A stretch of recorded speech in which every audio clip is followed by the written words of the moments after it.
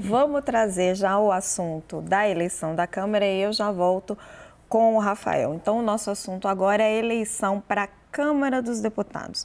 Arthur Lira, ele não quer apenas ganhar, ele quer uma vitória expressiva, uma demonstração de força. Olha, vamos dar uma olhadinha ali no nosso telão. Na última eleição, Arthur Lira teve 302 votos. Ele quer ir bem além disso, quem sabe até chegar em recordes anteriores. O seu antecessor no cargo, Rodrigo Maia, teve na sua primeira tentativa de se eleger, foi eleito com 293 votos e depois 334 votos. Pegando um pouquinho antes, a gente teve Eduardo Cunha em 2015 e 2016, uma eleição muito disputada, que foi aí definidora para Dilma Rousseff, para o impeachment da presidente Dilma. Ele teve 267 votos. Agora vamos trazer os recordistas, aqueles que Arthur Lira tenta alcançar. João Paulo Cunha, do PT de São Paulo, o primeiro presidente da Câmara do primeiro governo Luiz Inácio Lula da Silva, com 434 votos. E indo mais longe, Ibsen Pinheiro, do PMDB do Rio Grande do Sul, ainda no governo Collor, 1991, também com os mesmos 434 votos. Para chegar nesse recorde, nos 434 votos, a gente não sabe se ele vai conseguir, Arthur Lira fez uma série de benesses. Ele fez um reajuste do salário dos deputados de 37%, escalonado até 2025, ele estabeleceu um complemento de auxílio moradia, passou de R$ 1.747 para R$ 4.148 e ele também reajustou em 6% a verba de gabinete a partir de fevereiro. Vamos lá, direto para a análise. Rafael, por que Arthur Lira busca uma vitória expressiva? Ele já tem a eleição ganha e ele continua trabalhando como nunca para ela. Por que ele quer essa demonstração de força? Porque, em alguma medida, com a derrota do ex-presidente Bolsonaro e a vitória do presidente Lula, uma boa parte do esquema que pôs de pé, né, essa estrutura de poder, que acho que em algum momento quase que virou um triunvirato, né? O presidente Bolsonaro impede igualdade com os presidentes das casas legislativas. Claro que eu estou fazendo aqui um exagero retórico, mas também não tanto. A gente costumava chamar dos dois primeiros ministros, Arthur Lira e Rodrigo Pacheco. Tanto até tem proposta de já formalizar, vamos virar semipresidencialista ou qualquer coisa que o valha.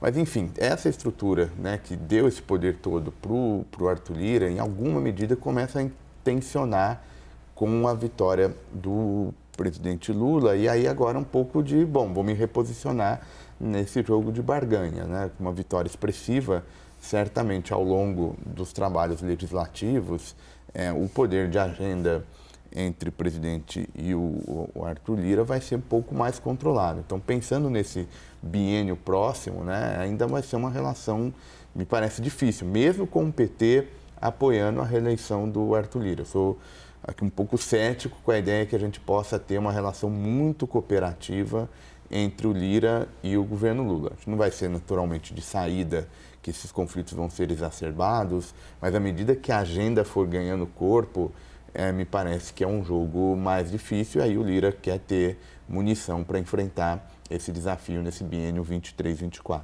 Quando você falou que não acha que vai ser uma relação muito cooperativa, a Lara estava fazendo assim com a cabeça. Por quê, querida? Além de tudo isso que a gente viu, o Arthur Lira está prometendo aumentar o número de comissões permanentes. Isso é uma estratégia para aumentar o seu próprio poder, porque na medida em que você tem um maior número de comissões, os projetos de lei têm que passar por mais comissões. E sempre que um projeto tem que passar por mais de 3 comissões de mérito, o presidente da Câmara pode criar uma comissão especial, onde ele indica o presidente da comissão. Então, uma das coisas que vai acontecer na quarta-feira, além da eleição da presidência das duas casas, é a distribuição das comissões, da presidência das comissões e da composição dessas comissões. As comissões, a gente que estuda o legislativo sabe que elas vêm ganhando cada vez mais poder e mais autonomia. E uma coisa que a gente viu no mandato do Arthur Lira como presidente foi um esvaziamento do papel das comissões, um pouco por conta do funcionamento do Congresso remoto, e quando as comissões quase não atuaram, um pouco pela estratégia do Arthur Lira de criar os grupos de trabalho e coisas assim, que tira o tema das comissões e leva para um outro fórum que ele controla. Então, quando ele aumenta o número de comissões, ele está fazendo essa mesma estratégia, não mais usando os grupos de trabalho, que são uma coisa muito excepcional, mas algo que está previsto no regimento e dando a ele o controle sobre isso. Ele perdeu um pouco de poder com o fim do orçamento secreto ou com a mitigação disso, mas ele está rearranjando o jogo legislativo para trazer, para essa perda de poder não ser tão acentuada. Então, e isso, claro, ele só tem esse interesse porque não vai ser uma presidência da Câmara 100% alinhada com o presidente e com o governo. Caio, a Lara estava mencionando a questão das comissões, né? E uma das principais comissões, Comissão de Constituição e Justiça, tinha uma disputa aí, PT, PL. Você disse que o Lira está num jantar com o PT. Para quem vão para quais partidos vão a CCJ e essas principais comissões? Como é que o Lira está operando isso? Não, o Lira, o Arthur, ele é o grande, vamos dizer assim, idealizador desse acordo, desse bloco. As informações que me chegam aqui, por exemplo, desse jantar, é de que ele pretende que todos os candidatos do bloco, né, porque a eleição não é só para presidente da Câmara ou do Senado, você tem a eleição primeiro vice-presidente, você tem a eleição primeiro secretário, são acho que oito cargos, você tem as vagas de suplência. A ideia dele é que todos tenham o mesmo número de votos até que ele. Para a CCJ foi costurado um acordo ali junto com o PL, a tendência é de que fique com o próprio PT, a Comissão de Constituição e Justiça, que é uma das principais. Tem um debate ali sobre relatoria da CMO, né, que é a Comissão Mista do Orçamento. São muitas comissões na Câmara, se não me falha a memória, mais ou menos 25 comissões. E aí tem uma ordem de pedida, tem todo um cálculo ali, mas sempre a primeira pedida das comissões é a Comissão de Constituição e de Justiça. Pelo acordo que ele está costurando e praticamente esse leque de alianças dele, que aí sim a gente pode chamar de uma verdadeira frente ampla, mais que a do Lula na eleição, tem 19, 20 partidos presentes, ou seja, praticamente todo mundo. Se a gente somar todos os votos dos 19 partidos que integram essa frente ampla do Arthur Lira, são 496 deputados de 513 possíveis, ou seja, praticamente todo mundo. Claro que tem algumas funções que há disputa interna, né? Por exemplo, a primeira secretaria, você tem algumas funções ali que tem disputa interna. Mas o Arthur tem conseguido construir esse acordão aí justamente para ter o mínimo de estresse possível, não só para a vitória dos candidatos desse bloco, mas também para essa gestão dele nos próximos 2 anos. Felipe, o número que o Caio traz é impressionante, né? 496 deputados de 513 possíveis. E o Caio usa a expressão de a verdadeira frente ampla que o Lula queria e não conseguia. Como é que o Lira consegue isso, apesar do fim do orçamento secreto? Ele é o poderoso chefão, né? Ele vai criando cada vez mais mecanismos de você agradar o parlamentar e receber o apoio em contrapartida. Ele tinha essa centralização, essa administração das chamadas emendas de relator, a distribuição conforme também o grau de aliança, milhões e milhões de reais que foram escoados durante 2 anos, pelo menos, sem transparência nenhuma. Depois a ministra Rosa Weber começou a cobrar alguma transparência. Eles liberaram alguma transparência para esse processo, mas não tudo, né? Hoje já saiu num jornal um escândalo derivado do orçamento secreto. e outros eventualmente aparecerão se houver investigação por parte da imprensa, porque também não dá para esperar da Procuradoria-Geral da República esse tipo de investigação. E ele vai liberando verbas nas vésperas das votações, vai construindo, como a Lara disse muito bem, uma maneira de você manipular comissões. É um discípulo de Eduardo Cunha, que dominava as manobras regimentais. O Lira parece que está ampliando esse escopo para ter cada vez mais poder. Ele consegue, porque os parlamentares querem receber benesses e eles topam, né, fazer esse tipo de escambo que domina os bastidores do Congresso. Rafael, na semana passada, também aqui no WW, o professor Carlos Mello, ele trazia um pouco desse mesmo argumento que o Felipe traz, como se o Lira fosse um herdeiro desses presidentes do Congresso, da Câmara, que foram ficando cada vez mais fortes. Como é que você enxerga esse processo? Ele, acho que tem razão. Primeiro, acho que tem de fato, o Cunha entendeu algo que parece trivial, mas que a ideia de que no plenário a maioria importa, a maioria deveria vencer, ou seja, se organizar o tal do baixo clero, para usar uma expressão daqueles parlamentares que não são propriamente a elite do legislativo, mas uma vez organizados, quem tem de poder efetivo é essa maioria do baixo clero organizada. E o que eu acho que é interessante para a gente pensar, se o Lira está ganhando, ou seja, se os presidentes das casas estão ganhando, alguém está perdendo, né?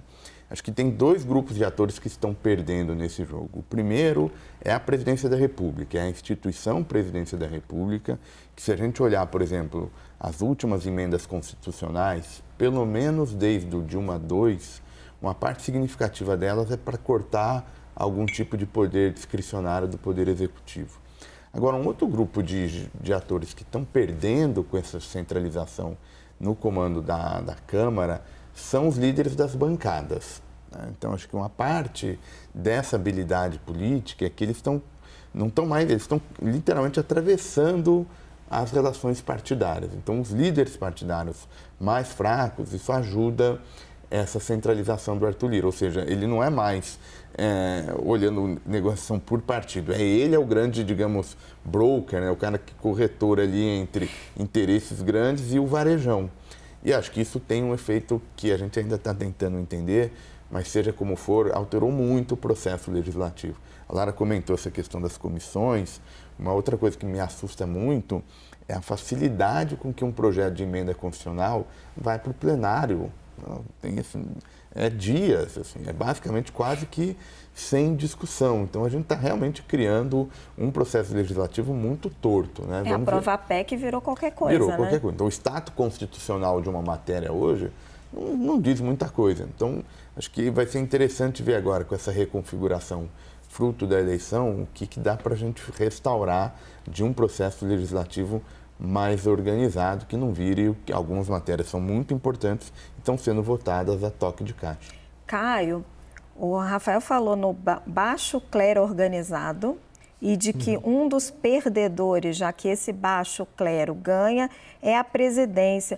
Mas como é que o Planalto está enxergando? Se vier mesmo uma vitória de Lira e Pacheco, eles têm essa fantasia de que alcançaram uma dupla vitória ou eles estão cientes de que não é bem assim?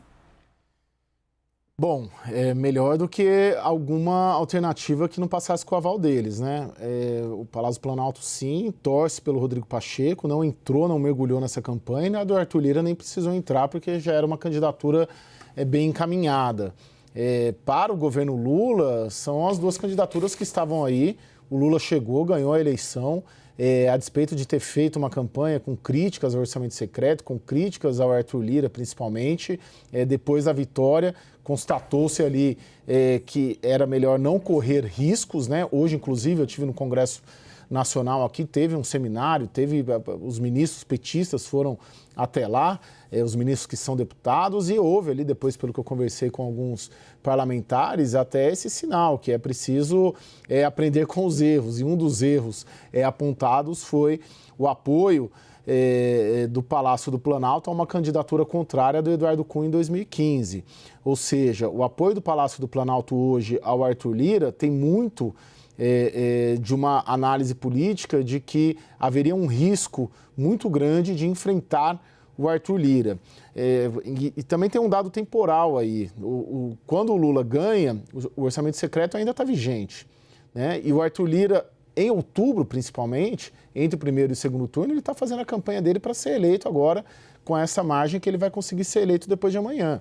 Então, o Lula só foi se dar conta ali em novembro, quando a campanha do Lula, a campanha do Arthur já estava na rua, já estava bem encaminhada, fez campanha no cargo, com o orçamento secreto em mãos, ou seja, não havia muito o que fazer. Então, assim, é melhor você reconhecer que o seu adversário lá atrás está mais forte e não mexer com isso, sob risco de ter um problema institucional no Palácio do Planalto e Câmara, do que você fazer esse enfrentamento. O caso do Senado é distinto, né? O Pacheco fez, na prática, ali uma campanha velada ali, né? Ele foi discreto, mas ele apoiou o Lula, o grupo político dele em Minas Gerais apoiou o Lula, um dos principais auxiliares dele, que é o Alexandre Silveira, virou ministro de Minas e Energia, ou seja, no Senado aí sim é uma campanha mais governista. Mas o Arthur Lira, na verdade, o Palácio do Planalto reconheceu que era melhor não correr riscos e há um apoio, sim, há um apoio, mas sem precisar ter esse apoio. Lara, e aí jogando para frente, a gente até já abordou isso um pouco, mas vamos aprofundar para a gente fechar esse bloco. O que significa para o governo Lula, Lira e Pacheco, em termos de aprovação de proposta? Quando ele precisar votar a reforma tributária, ele pode contar com Arthur Lira?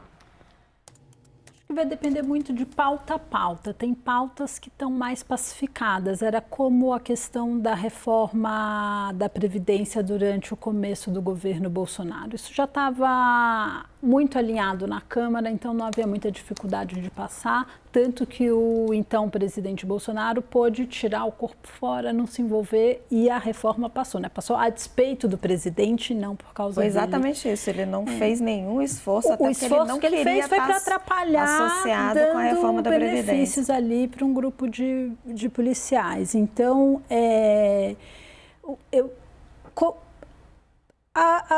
as coisas devem começar num clima melhor, até por conta, e nesse sentido eu acho que o 8 de janeiro tem um efeito, porque cria uma união, estamos aqui no processo de reconstrução da democracia, estamos unidos, e isso em alguma medida pode ser positivo nesse início para o governo Lula, e depois os conflitos vão começar a aparecer.